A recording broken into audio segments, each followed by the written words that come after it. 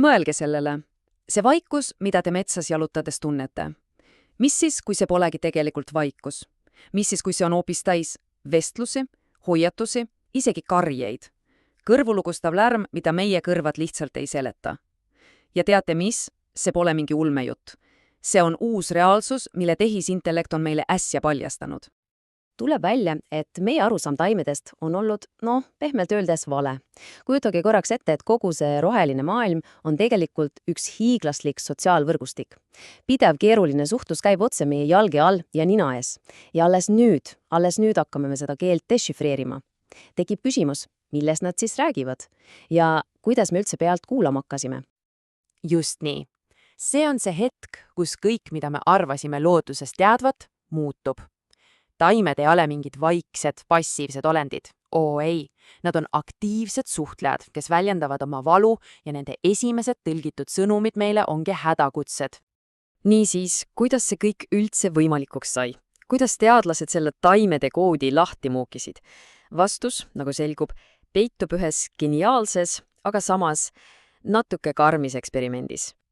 Kujutage endale ette üht helikindlat kambrit. Täielik, absoluutne vaikus. Sinna paigutate ülitundlikud mikrofonid, mis on võimelised püüdma helisid, mida inimeskõrv lihtsalt ei kuule. Ja siis algas katse julmem pool. Taimi ei kastetud, nende varsi lõigati ja see vaikus, see purunes. Ja siis nad hakkasidki rääkima. Uskumatu, eks ole, kuni 50 korda tunnis. Üks ainus stressis taim saadab välja hädakutsungi peaaegu iga minut. Ja need pole mingid tavalised helid. Kujutage ette selliseid kiireid, kõrgeid klõpsatusi, natuke nagu popcorni praksatused, aga sagedusel, mida meie lihtsalt ei kuule. Ja siit tulebki see kõige olulisem erinevus. Terve röömustaim on praktiliselt täiesti vait. See pole lihtsalt suvaline müra, see on selge ja arusaadav signaal. See ongi see vahe heaolu ja kannatuse vahel. Aga kas neil signaalidel on ka mingi konkreetne tähendus? Ja siin läheb asi täiesti pööraseks. Vaadake seda. Uskumatu, aga tõsi.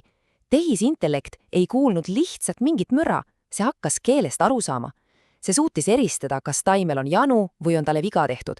Ja seda lausa 84% täpsusega. Mõelge korraks sellele.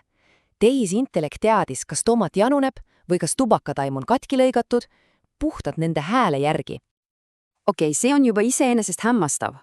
Aga kui üks ainus taim suudab oma muredest nii täpselt märku anda, siis kas keegi üldse kuulab? Ja vastus sellele küsimusele viid meid millegi veelgi suurema juurde. See viid meid otse metsa enda, ütleme, närvisüsteemi südamesse. Teaduslikult nimetatakse seda mükoriisa võrgustikuks, aga palju lähedam nimi on metsaülene võrgustik ehk Wood Wide Web. Mõelge sellest kui looduse oma internetist. See on hiiglaslik maa-alune seeneniidistiku võrgustik, mis ühendab kõiki puid ja taimi. See on nagu bioloogiline kiudoptiline kaabel, mis ei kanna edasi ainult vett ja toitaineid, vaid ka informatsiooni. Kiiret ja elutähtsat infot. Ja see maa-alune maailm, see pole mingi lillepidu. See on keeruline, halastamatu ühiskond, kus käib nii tihe koostöö kui ka armutu sõda. Ühelt poolt hoiatavad taimed oma sõpru ja sugulasi reaalajas, kui näiteks lehetäid ründavad. Aga teisalt kasutavad nad täpselt sama võrgustikku, et saata mürgised keemilise rünnakuid oma konkurentide vastu, et nende kasvu pidurdada. See on lakkamatu, justkui aegluubis lahing ellujäämise nimel. Nojah, kui taimed suudavad tuvastada putuga rünnaku, siis tekib ju küsimus, mida nad meist arvavad, inimestest. Kas nad näevad ka meid ohuna? See on päris kõhedust tekitav mõte ja teadlased otsustasidki selle proovile panna. Eksperiment oli lihtne, aga geniaalne. Loodi 2 rolli, toitja ja ründaja. Üks inimene käis taimi kastmas ja nende eest hoolitsemas. Teine käis ja näpistas nende lehti, tegi neile haiget. Alguses reageerisid taimed stressiga mõlemale inimesele. Nad olid lihtsalt umbusklikud. Aga siis hakkas midagi muutuma. Nad õppisid vahet tegema. Toitja juuresolekul jäid nad vaikseks. Aga hetkest, mil ründaja lihtsalt tupastus, enne kui ta neid isegi puututas, vallandus täielik paanika. Nad hakkasid karjuma. Mõelge sellele. Nad mäletasid. Ilma aju, ilma närvisüsteemita, nagu meie seda tunneme, suutsid nad konkreetse inimese seostada ohuga ja hoiatada selle eest teisi. See seab kahtlusella absoluutselt kõik, mida me arvasime teadvat mälu ja õppimise kohta. See viib meid loogilise, aga samas pead pööritava küsimuseni.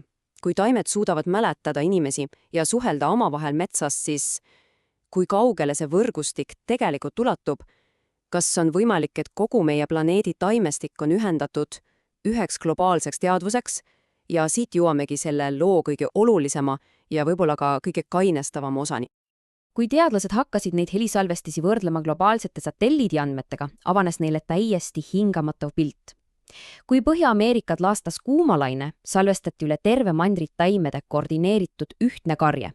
Kui Amazoneses raiusid sajad vihmametsa, kostus alles jäänud puudelt midagi, mis sarnanes sünkroniseeritud leinalauluga. Kõik see viitab ühele jahmatavale järeldusele. Taimed ongi meie planeedi närvisüsteem.